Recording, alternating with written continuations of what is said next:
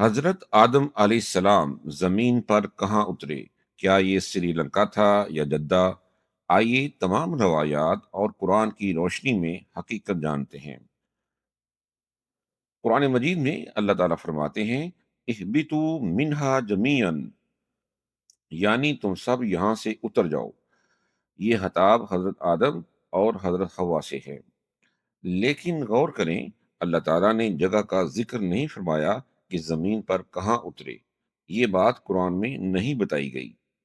کچھ روایات کے مطابق حضرت آدم علیہ السلام آدم سپیک یعنی سری لنکا میں اترے، جبکہ کچھ روایات کہتی ہیں حضرت حوا جدہ میں اتریں، اور اس شہر کا نام بھی جدہ یعنی دادی سے جوڑا جاتا ہے۔